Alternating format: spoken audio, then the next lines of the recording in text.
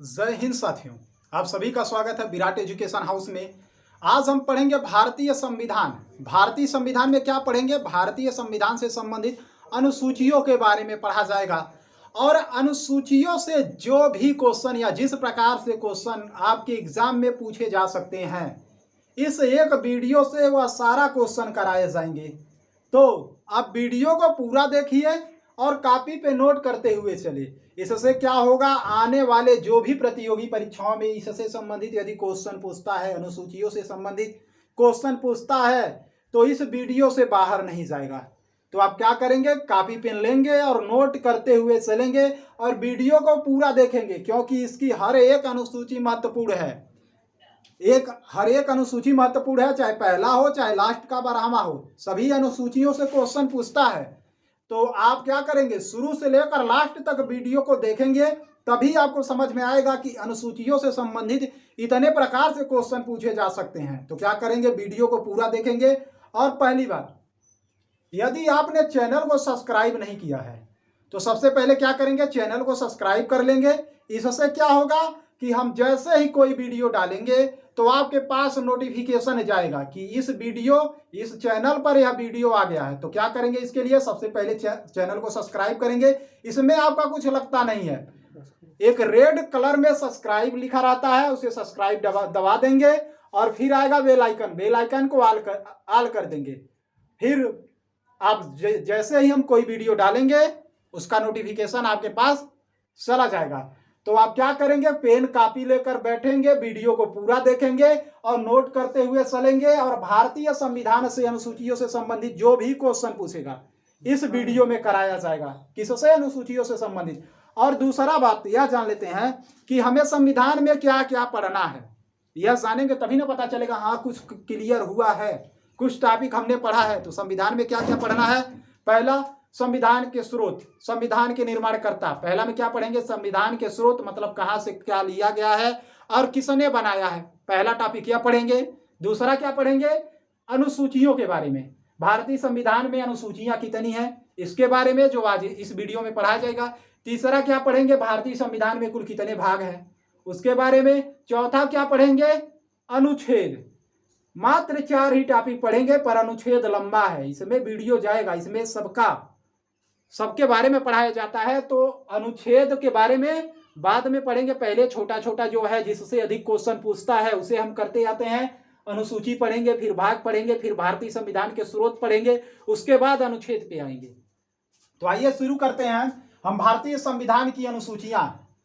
भारतीय संविधान के अनुसूचियों के बारे में पढ़ते हैं तो हम आपको बता देते हैं, मूल संविधान में अनुसूचियों की संख्या 8 थी। मूल संविधान का मतलब क्या, जब संविधान बनाया गया उस समय संविधान में अनुसूचियों की संख्या कितनी थी, 8 थी। तथा वर्तमान संविधान में अनुसूचियों की संख्या 12 है। वर्तमान संविधान में अनुसूचियों की संख्या क्या है, 12 है। कैसे 12 बढ़ा, कब बढ़ा, किस संविधान संशोधन द्वारा बढ़ा, इस सारे वीडियो मतलब यह सारा क्वेश्चन इस वीडियो में कराया जाएगा। तो आप वीडियो को लास्ट तक देखेंगे। फिर वही बात, तो हम क्या बताए हैं, मूल संविधान में यह क्वेश्चन पूछता है, मूल संविधान में अनुसूचियों की संख्या कितनी थी, तो कितनी थी, 8 थी। दूसरा क्वेश्चन क्या पूछता है, वर्तमान में संविधान में अनुसूचियों की संख्या कितनी है, तो 12 है। अब आते हैं पहला अनुसूची। पहला अनुसूची से संबंधित क्या क्वेश्चन बनता है, यही पूछेगा कि भारतीय संविधान में प्रथम अनुसूची में क्या है, किसके बारे में बताया गया है। तो पहली बार आप कहीं जाते हैं तो क्या करते हैं, आपसे क्या पूछा जाता है कि आपका नाम क्या है, आपका घर कहाँ है, आपका घर मतलब जायदाद कितनी है, जमीन उमीन के बारे में पूछा जाता है, आपका विस्तार कहाँ तक है। तो वही काम है, पहली अनुसूची में क्या पूछा गया है, इसमें क्या बताया गया है कि भारतीय राज्य, क्या बताया गया है, भारतीय राज्य तथा संघ राज्य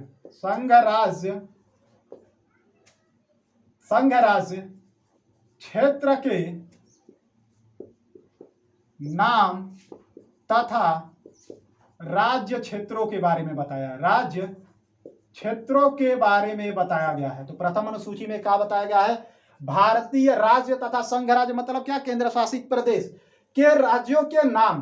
के राज्यों के नाम मतलब भारतीय संविधान में कुल कितने राज्य हैं, किसके कितने हैं, तो लिख लेते हैं 28 + 8 है, 28 राज्य हैं और 8 केंद्र शासित प्रदेश हैं। इन सब के बारे में बताया गया है कि किस राज्य का क्या नाम होगा, उसका सीमा विस्तार कहाँ तक है, वह सब किस अनुसूची में बताया गया है? पहली अनुसूची में बताया गया है। अब दूसरा अनुसूची पढ़ते हैं। दूसरा अनुसूची में क्या बताया गया है कि कुछ निम्नलिखित पदाधिकारी हैं, जैसे राष्ट्रपति हो गए, राज्यपाल हो गए, सुप्रीम कोर्ट के, हाई कोर्ट के, सुप्रीम कोर्ट के जज हो गए, मुख्य न्यायाधीश हो गए, हाई कोर्ट के प्रमुख न्यायाधीश हो गए, इसी तरह से और नियंत्रक महालेखा परीक्षक, सीजीए, कैग, इसी तरह के जितने भी पदाधिकारी हैं उनके बारे में क्या बताया गया? वेतन, भत्ते और पेंशन से संबंधित प्रावधान है। किसमें? दूसरी अनुसूची में। तो दूसरी अनुसूची में क्या है? लिख लेंगे निम्नलिखित पदाधिकारियों के वेतन, भत्ते तथा पेंशन से संबंधित प्रावधान है, संबंधित प्रावधान है। तो निम्नलिखित पदाधिकारी कौन कौन से हैं? भारत के राष्ट्रपति हो गए, उनके बारे में बताया गया है। उसके बाद भारत के राज्यपाल हो गए, उसके बाद नियंत्रक महालेखा परीक्षक हो गए, उसके बाद सीजीए, कैग, सुप्रीम कोर्ट के जज, हाई कोर्ट के जज, राज्यसभा तथा लोकसभा सभापति, राज्यसभा के सभापति, उपसभापति का, लोकसभा के अध्यक्ष, उपाध्यक्ष का, विधानसभा के अध्यक्ष, उपाध्यक्ष का, विधान परिषद के सभापति, उपसभापति का, इन सबका वेतन के बारे में किसमें बताया गया है? दूसरी अनुसूचियों के बारे में। पेंशन और वेतन के बारे में किसमें बताया गया है? दूसरी अनुसूची में। अब तीसरी अनुसूची में क्या बताया गया? अब इनको वेतन दे दिया गया तो पूछा गया काम करेंगे, तो कहें हाँ भाई काम करेंगे, पैसा मिल रहा है, तो कहेंगे पहले क्या करिए, आप शपथ लीजिए। तो शपथ दिलाया गया। तीसरी अनुसूची में क्या दिलाया गया? शपथ दिलाया गया। तो तीसरी अनुसूची में लिख लेंगे निम्नलिखित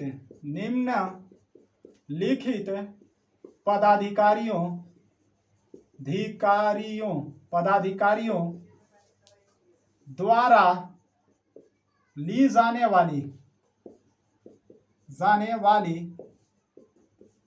शपथ तथा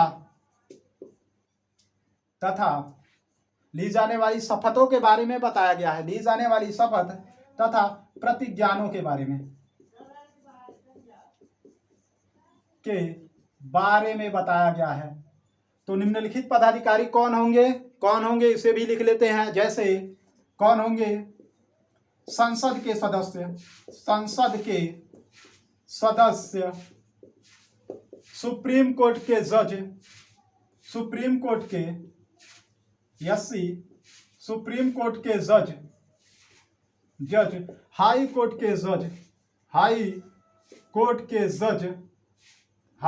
के जज तथा भारत के नियंत्रक महालेखा परीक्षक, मतलब सीजीए और कैग, तथा विधायक लोग हैं। इन सब के शपथों के बारे में, जो शपथ लेंगे उसके बारे में प्रावधान किस अनुसूची में है? तीसरी अनुसूची में है। और जब यह शपथ ले लेंगे तो क्या करेंगे? अब राज्यसभा में जाएंगे तो उनको लिए सीट बनाया जाएगा, तो लिख लेंगे इसे भी। जब शपथ लिए तो कहाँ जाएंगे? राज्यसभा में जाएंगे। तो लिख लेते हैं, कैसे याद भी कराएंगे, लास्ट तक बने रहेंगे तो 12 अनुसूचियां ट्रिक से याद भी करा देंगे और आसानी से याद हो जाएगा और भूलेंगे भी नहीं। तो बस लास्ट तक बने रहिए।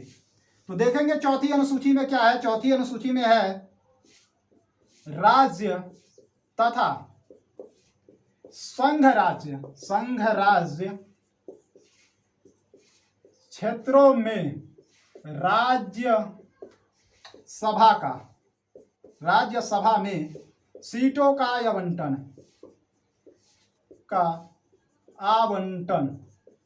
मतलब इसका मतलब क्या हुआ कि भारतीय राज्य में या केंद्र शासित प्रदेशों में क्या किया जाएगा?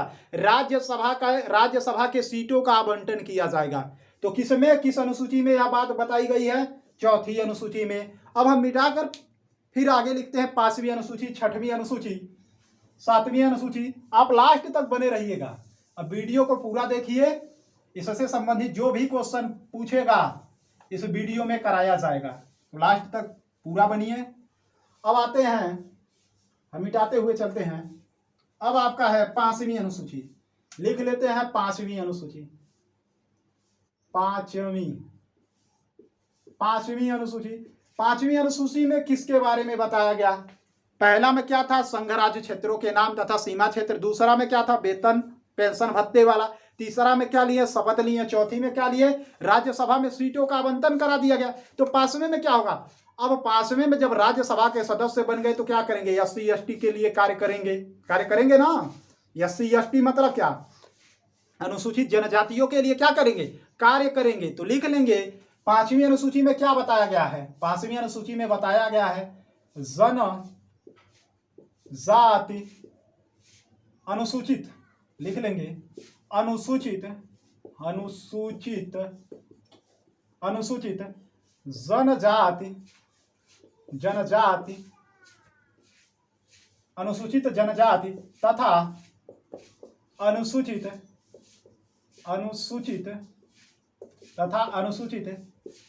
जनजातियों तथा अनुसूचित जनजाति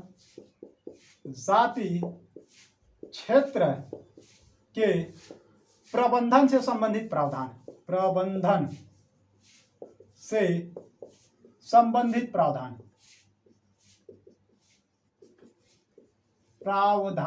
तो पांचवी अनुसूची में क्या है? अनुसूचित जाति तथा अनुसूचित जनजाति के क्षेत्रों के प्रबंधन से संबंधित प्रावधान किस अनुसूची में है? पांचवी अनुसूची में है। तो पांचवी में क्या करेंगे? मतलब कुछ कार्य करेंगे। विधायक लोग क्या करेंगे? कुछ कार्य करेंगे। किसके लिए? अनुसूचित जातियों के लिए। छठवां में क्या है? छठवां में भी इसी से संबंधित है, पर क्या कर दिया गया है? छठवीं लिख लेते हैं। छठवीं में क्या है? छठवीं अनुसूची में लिख लेते हैं। छठवीं अनुसूची में क्या बताया गया है? यही बात है, पर कुछ विशेष राज्यों को, यही बात मतलब छठवीं में भी यही जनजातियों के प्रबंधन तथा उनके क्षेत्रों के प्रावधान के बारे में बताया गया है, पर कुछ विशेष राज्यों के, कुछ विशेष क्षेत्रों के, कौन कौन से राज्य हैं लिख लेते हैं। लिखिए असम, मेघालय, असम, मेघालय, मिजोरम तथा त्रिपुरा के जनजाति अनुसूचित जनजाति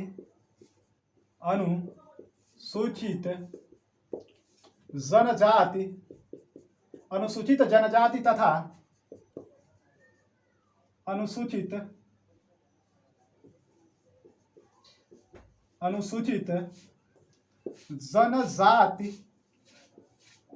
जनजाति क्षेत्रों के प्रबंधन से संबंधित प्रावधान।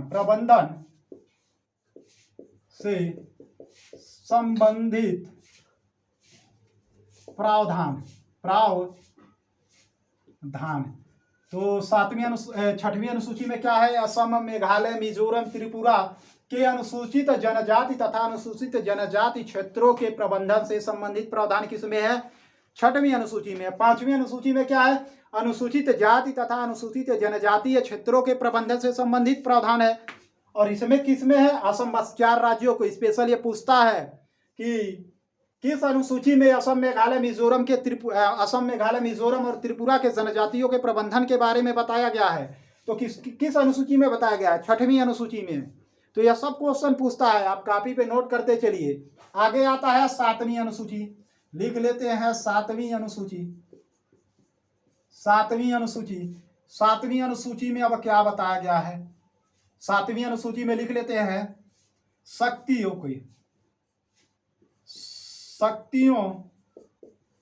के विभाजन की 3 सूचियों के बारे में बताया गया है। भारतीय संविधान की 7वीं अनुसूची में क्या बताया गया है? शक्तियों के विभाजन की 3 सूचियां बताई गई हैं। वह कौन कौन सी अनुसूची है? लिख लेते हैं। पहला संघ सूची, दूसरा है राज्य सूची, तीसरा है समवर्ती सूची। इससे भी क्वेश्चन पूछता है, संघ सूची, राज्य सूची तथा समवर्ती सूची से भी क्वेश्चन पूछता है। तो पहले तो हम यह लिख लेते हैं, यह पूछता है संघ सूची, संघ सूची पर कानून बनाने का अधिकार किसको है। तो हम जानते हैं संघ वाली बात है, तो किस पे कानून कौन बनाएगा, केंद्र सरकार बनाएगी। तो संघ सूची पर सरकार को कानून कौन बनाता है, केंद्र सरकार बनाती है। और पूछता है संघ सूची में कुल कितने विषय हैं, तो लिख लेंगे संघ सूची में वर्तमान में 98 विषय हैं। उसी तरह से राज्य सूची की बात है, तो राज्य सूची पर कानून कौन बनाता है, राज्य सरकार बनाता है। इस समय वर्तमान में कुल कितने विषय हैं, तो 61 विषय हैं। उसी तरह से पूछता है समवर्ती सूची पर कानून कौन बनाता है, तो समर्थित सूची पर कानून कौन बनाता है, केंद्र और राज्य। सम वाला बात आ गया, तो केंद्र और राज्य दोनों कानून बना सकती हैं। और इसमें कुल कितने विषय हैं, तो 52 विषय हैं। 52 विषयों पर कानून संघ और राज्य मिलकर बना सकती है। 61 विषयों पर कानून सिर्फ राज्य बनाएगी, 58 विषयों पर कानून संघ बनाएगी। दूसरा चीज अब पूछ देता है संघ सूची का विषय क्या है, राज्य सूची का विषय क्या है, समवर्ती सूची का विषय क्या है। एग्जाम्पल के लिए बस 1-2 हम बता दे रहे हैं, बाकी सब आपको पढ़ाया जाएगा जब संविधान का मतलब संविधान के स्रोतों के बारे में पढ़ाया जाएगा, तब इसके बारे में बताया जाएगा। तो समवर्ती सूची का विषय क्या है, इसे तरह लिख लेते हैं। संघ सूची का विषय क्या है, तो संघ सूची का विषय लिख लेंगे जनगणना, जनगणना, रेलवे, इसी तरह से इत्यादि, जनगणना, रेलवे। उसी तरह से राज्य सूची का विषय क्या है, तो राज्य सूची का विषय क्या है, तो लिख लेंगे राज्य सूची में जैसे पुलिस कानून व्यवस्था, इस प्रकार से कह सकते हैं। समवर्ती सूची पर विषय क्या है, जैसे शिक्षा, स्वास्थ्य, यह सब किसके विषय हैं, समवर्ती सूची पर है। अब आते हैं 8वीं अनुसूची। 8वीं अनुसूची थोड़ा बढ़िया से पढ़ना पड़ेगा। 8वीं अनुसूची से संबंधित क्वेश्चन आपके विविध प्रकार के पूछे जाते हैं। अब आता है 7वां पढ़ लिए, अब 8वीं अनुसूची पर आते हैं। 8वीं अनुसूची में क्या पूछा जा सकता है, लिखेंगे 8वीं अनुसूची। 8वीं अनुसूची में क्या क्वेश्चन पूछेगा, इससे संबंधित क्या है, तो लिख लेंगे 8वीं अनुसूची में। लिखिए 8वीं अनुसूची में क्या बताया गया है कि संविधान द्वारा मान्यता प्राप्त भाषाओं का विवरण किस अनुसूची में है, 8वीं अनुसूची में है। तो लिख लेंगे संविधान द्वारा मान्यता प्राप्त 22 भाषाओं का विवरण। संविधान 8वीं अनुसूची में क्या है, संविधान द्वारा मान्यता प्राप्त 22 भाषाओं का विवरण दिया गया है, बताया गया है। किसमें, 8वीं अनुसूची में बताया गया है। एक क्वेश्चन इससे और बनता है, आगे लिख लेंगे मूल संविधान में मान्यता प्राप्त भाषाओं की संख्या,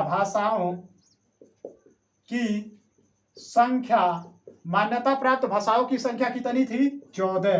तो यही क्वेश्चन बार बार पूछ लेता है कि जब संविधान का निर्माण हुआ तो मान्यता प्राप्त भाषाओं की संख्या कितनी थी, तो कितनी थी, 14 थी। अब क्या हुआ, समय समय पर संशोधन हुआ, संविधान में संशोधन किया गया और 14 से बढ़ाकर 22 भाषाएं कर दी गई। तो कब कब संविधान संशोधन हुआ, कौन कौन सा संविधान संशोधन हुआ, उन सबको लिखेंगे और कौन कौन सी भाषाएं जोड़ी गई। तो लिखेंगे पहला लिख लेते हैं 21वीं संविधान। सम मतलब हम ऐसे बना दे रहे हैं, संविधान है, यह संशोधन है। संविधान संशोधन द्वारा 21वीं संविधान संशोधन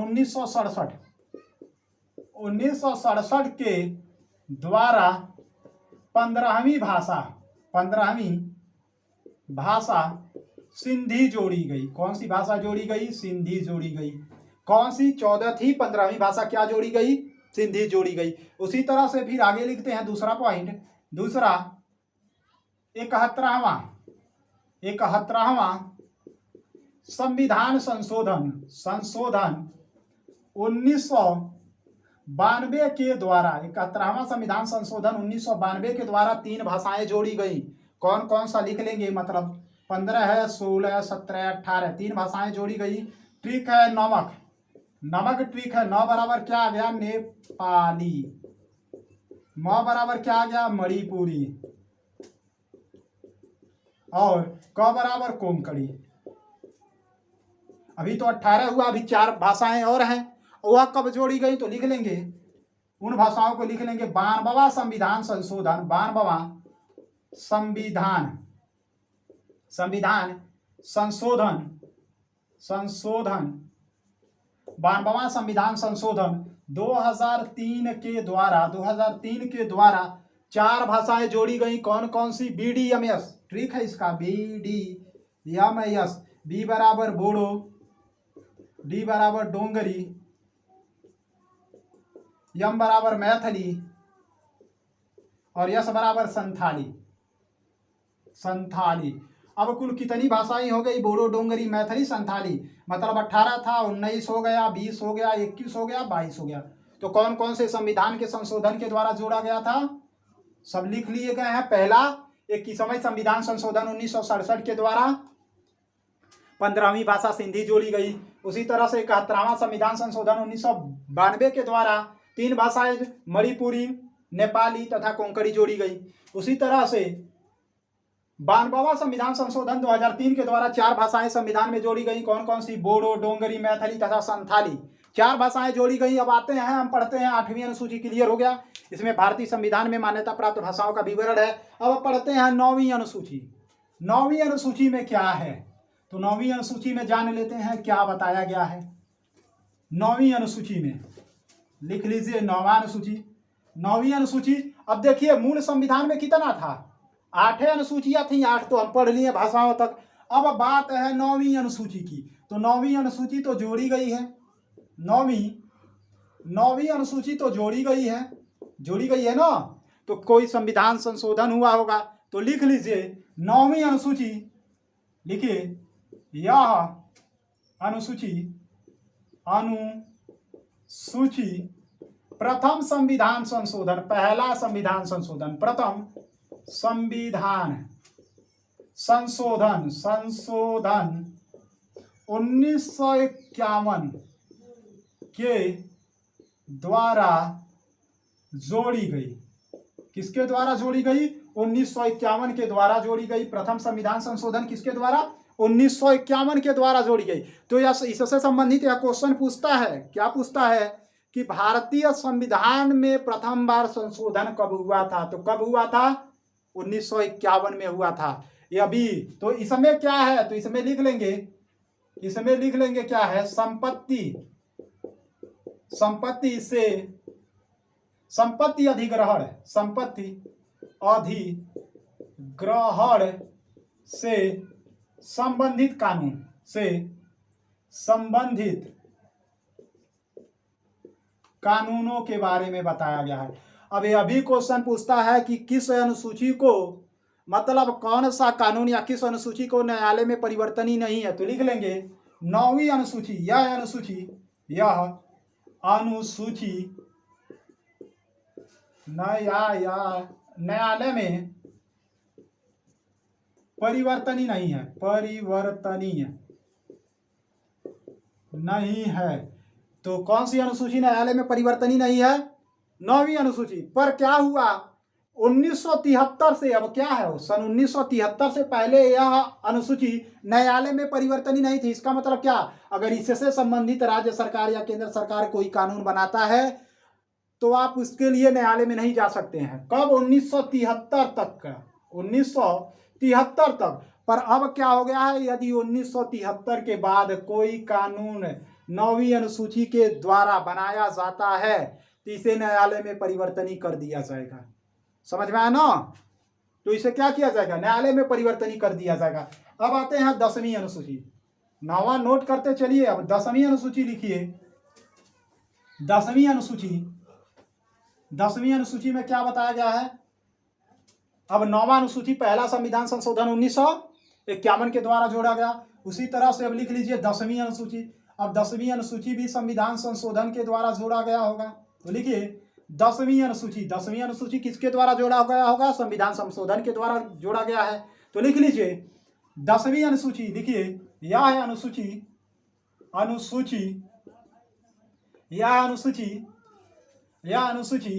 52वां 52वां संविधान संशोधन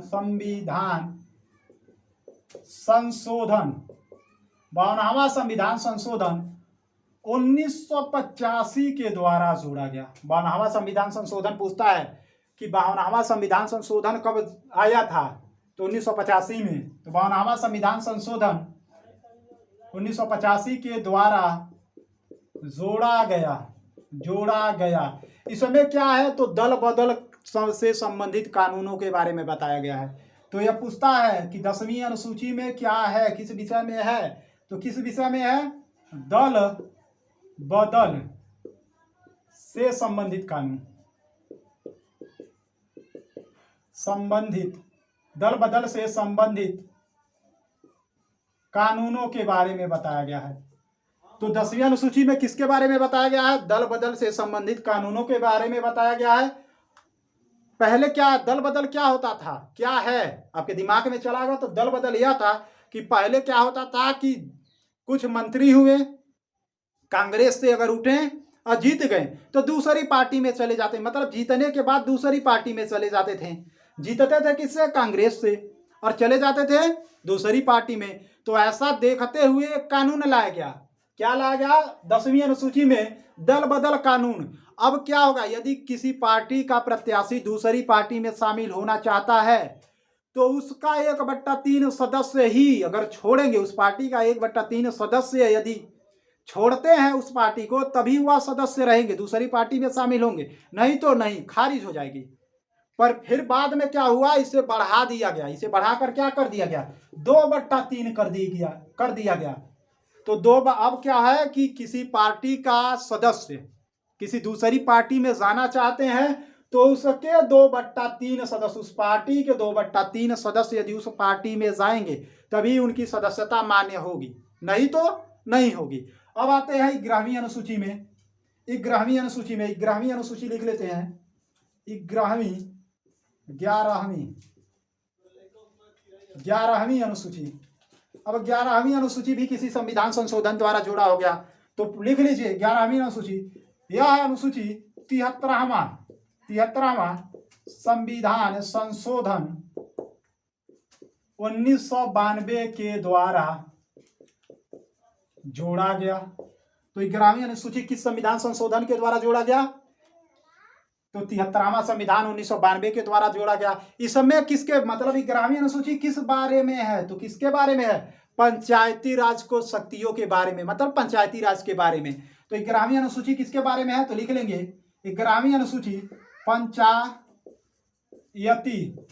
राज के शक्तियों के बारे में है, पंचायती राज से संबंधित है के बारे में।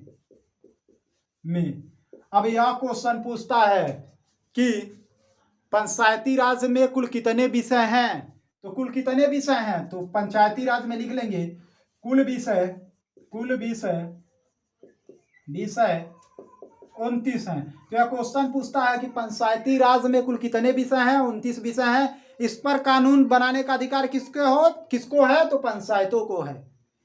तो 11वीं अनुसूची में किसके बारे में बताया गया है, तो लिख लेंगे 11वीं अनुसूची 73वां संविधान संशोधन 1992 के द्वारा जोड़ा गया। यह पंचायती राज से संबंधित प्रावधान किसमें है, इसमें है पंचायती राज के शक्तियों के बारे में बताया गया है। पंचायती राज से संबंधित प्रावधान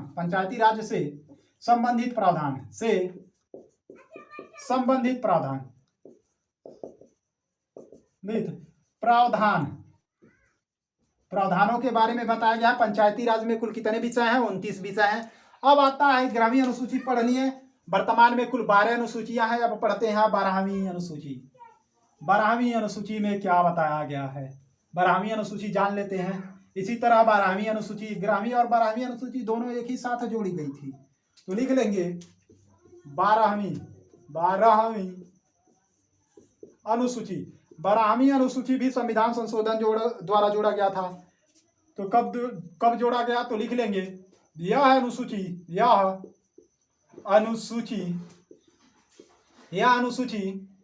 74वां संविधान संशोधन 74वां संविधान संशोधन, 74वां संविधान संशोधन 1992, कहीं कहीं 92 देता है, कहीं कहीं 93 देता है, तो आप कंफ्यूज मत आइए होइएगा।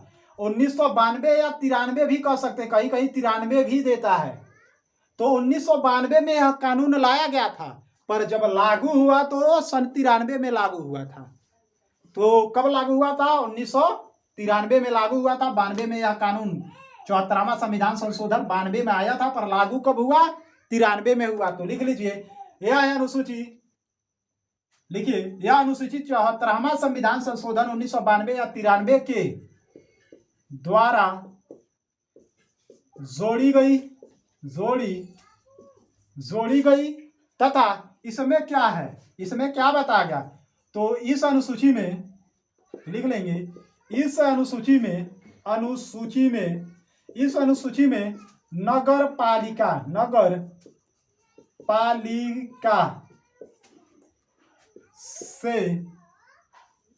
पालिका से संबंधित कानून के प्रावधान के बारे में बताया गया है। 12वीं अनुसूची में क्या बताया गया? तो 12वीं अनुसूची कब जोड़ा गया? 74वां संविधान संशोधन 1992-93 के द्वारा जोड़ा गया। इस अनुसूची में क्या है? नगर पालिका से संबंधित कानून तथा शक्तियों के बारे में बताया गया है। अब पूछता है, नगर पालिका में कुल कितने विषय हैं? तो कुल कितने विषय हैं? 18 विषय हैं। कुल कितने विषय हैं? 18 विषय है। पंचायती राज में कुल कितने विषय हैं? 29 विषय हैं। इसी तरह से हमने क्या किया? भारतीय संविधान की 12 अनुसूचियां पढ़ ली। भारतीय संविधान की 12 अनुसूचियां पढ़ लिए। किससे कब संशोधन हुआ यह भी पढ़ लिए। इससे संबंधित जो भी क्वेश्चन पूछेगा, अगर यह वीडियो आप पूरा देखे हैं तो गलत नहीं होगा, यह गारंटी है कि गलत नहीं होगा। तो आप वीडियो को पूरा देखिए। और हम बताए हैं, आपसे कहे हैं कि लास्ट में हम याद भी करवा देंगे अनुसूचियों को। तो कैसे याद कराएंगे? आप आसानी से याद करते चलिए, अंगुलियों पर कैसे याद होगा? पहली बार आप कहीं जाते हैं तो क्या देते हैं? अपना परिचय देते हैं। राज्यों प्रथम बार जाते हैं, पहली बार जाएंगे तो क्या देंगे? परिचय देंगे। अर्थात पहली अनुसूची में क्या है? परिचय दिया गया है। भारतीय राज्यों संघ के बारे में बताया गया है, उनका नाम बताया गया। नाम मतलब क्या? परिचय दिया गया। दूसरी बार जब कहीं गए संस्था में तो क्या दिया जाएगा? आप कहीं फार्म एप्लीकेशन भरे तो क्या करते हैं? पहले में तो आप नाम भर के एप्लीकेशन दे देते हैं। दूसरा में क्या देते हैं? पढ़ते हैं, जब जाते हैं तो पूछते हैं कितना वेतन लोगे, काम करने के लिए कितना वेतन लोगे। तो दूसरी अनुसूची में क्या बताया गया है? वेतन। जो यह तय हो जाता है आप इतना वेतन लेंगे, तो वह लोग कसम खिलाते हैं। शपथ तीसरी में क्या है? तीसरी बात, शपथ लीजिए। तब आप वेतन लेंगे तो शपथ लीजिए कि आप काम करेंगे। तो तीसरी में क्या है? शपथ दिलाया जाता है। चौथी में क्या है? चौथी में है, जब आप शपथ ले लिए तो आप पूछते हैं कि राज्यसभा में हमारी सीट कहाँ है? राज्यसभा में सीटों का आवंटन। तो पूछते हैं चौथी में क्या? अब हमें तो आपने शपथ दिलवा दिया, बताइए कि हमारा राज्य कहाँ है, राज्यसभा में सीट, हमारी सीट कहाँ है? चौथी में क्या है? राज्यसभा में सीटों का आवंटन। चौथी में कहाँ है? हमारी सीट कहाँ है? तो आपको बताया गया कि आपकी सीट यहाँ है। तो 5वीं में क्या है? जब आपको बता दिया गया आप राज्यसभा में मनोनीत हो गए, तो आप क्या करेंगे? काम करेंगे। किसके लिए? जो अनुसूचित हैं, जिनका सूचियों में नाम नहीं है, अनुसूचित क्षेत्र तथा अनुसूचित जनजातियों के बारे में काम करेंगे। गए राज्यसभा के सदस्य हैं तो काम किए, उनके बारे में प्रतिबंधन किया, अनुसूचित जनजाति और क्षेत्रों के बारे में। अब कुछ राज्य विशेष तो बच जाता है, जैसे असम, मेघालय, मिजोरम, त्रिपुरा, 4 राज्य बच जाते हैं। तो उसे क्या किया जाएगा? फिर छठी बार जाएंगे 6वीं अनुसूची में। उसके बाद क्या किया जाएगा? आपको शक्ति प्रदान किया जाएगा। इस तरह से शक्ति दिया जाएगा कि आप कानून बनाएंगे। कौन कौन सी शक्तियां दी गई? शक्तियां 3 प्रकार की शक्तियां दी गई, संघ सूची, राज्य सूची तथा समवर्ती सूची। अब जब आपको शक्तियां दे दी गई तो आपको भाषा का भी ज्ञान होना चाहिए। 8वीं में क्या है? भाषा का ज्ञान होना चाहिए, तभी ना आप जानेंगे कि किससे किसके भाषा में बात करना है। आपको शक्ति मिल गई, अब वहां जा रहे हैं तो कोई संस्कृत, उधर कोंकणी, उधर मणिपुरी बोल रहा है, तो आपको भाषा का ज्ञान होना चाहिए। तो 8वीं में क्या है? भाषा का ज्ञान है। अब 9वीं है, जब भाषा का ज्ञान हो गया तो 9वीं है तो क्या करेंगे? अब आप संपत्ति से संबंधित कानून बनाएंगे। कि अब जब जान गए हैं कि भाषा का आपका ज्ञान हो गया तो सबसे बताएंगे, बतियाएंगे क्या कि भाई उसका संपत्ति जब्त मत करो, उसका संपत्ति मत अपने मेहनत से कमाओ, उसका संपत्ति ना जबरदस्ती लो, उसका संपत्ति चोरी मत करो, अपने मेहनत से कमाओ। यह न्याय के काबिल नहीं है, ऐसे कहेंगे ना, यह न्यायालय में परिवर्तन ही नहीं है, यह न्याय के काबिल नहीं है। तो 9वीं अनुसूची में क्या है, संपत्ति को बचाएंगे। तो 10वीं अनुसूची में दल बदल। अब जो आपके संस्था में काम कर रहे हैं, जो आपके पार्टी में काम कर रहे हैं, आप अच्छा काम कर रहे हैं, आप सबको समझा रहे हैं, तो कुछ लोग होंगे घोटाला करने वाले होंगे, जबरदस्ती कब्जा करने वाले, तो वो लोग क्या करेंगे, आपकी पार्टी को छोड़कर दूसरे पार्टी में जाएंगे। दल बदल, या तो कमाई करने नहीं दे रहा है, दूसरे पार्टी में जाइए, तो दल बदल कर रहे हैं। तो किस अनुसूची में, 10वीं अनुसूची में। अब जब 10वीं अनुसूची में आप देखें कि इस तरह का कानून हो रहा है, हम अच्छा काम कर रहे हैं, तो सब लोग भाग जा रहे हैं, तो क्या करेंगे, पंचायती चुनाव करा देंगे। 11वीं में क्या, पंचायती चुनाव करा देंगे। तो गांव में पंचायती करा दिए। गांव में मतलब क्या, पंचायत का चुनाव गांव में होता है, सरपंच मुखिया चुने जाते हैं, गांव में पंचायती का चुनाव करा देंगे। तो चुनाए गए, कुछ अच्छे अच्छे मुखिया मिले, अब काम हो रहा है। फिर भी देख रहे हैं शहर के अब लोग भाग रहे हैं, तो शहर में अब चुनाव करा देंगे। जब गांव से चुनाव हुआ तो गांव सही हुआ, तो अब शहर में चुनाव कराएंगे, तो शहर से भी लोग अच्छे अच्छे कैंडिडेट आपको मिल जाएंगे। अब शहर में लोग भाग रहे थे, अब शहर में भी चुनाव करा दिए, अब शहर में भी गड़बड़ी नहीं हो रही है। तो कहाँ शहर में चुनाव किसका होता है, नगर पालिका का। तो नगर पालिका के बारे में किसवें अनुसूची में बताएगा, 12वीं अनुसूची में। इसी तरह से यदि आप 1-2 बार पढ़ते हैं, वीडियो को देखते हैं, तो पक्का 12 अनुसूचियों तो पूरा याद हो जाएगा, और संविधान संशोधन भी याद ही हो जाएगा। फिर मिलते हैं इसी तरह के मजेदार और ट्रिकी वीडियो के साथ अगले वीडियो में। भारतीय संविधान के भाग से संबंधित क्वेश्चन को लेकर अब भागों के बारे में पढ़ाया जाएगा। अगले वीडियो में मिलते हैं। वीडियो पसंद आता है तो लाइक करिए और अपने दोस्तों के पास शेयर करिए। मिलते हैं अगले वीडियो में, और चैनल को सब्सक्राइब कर लीजिए। फिर मिलते हैं अगले वीडियो में। जय हिंद, जय भारत, वंदे मातरम, धन्यवाद।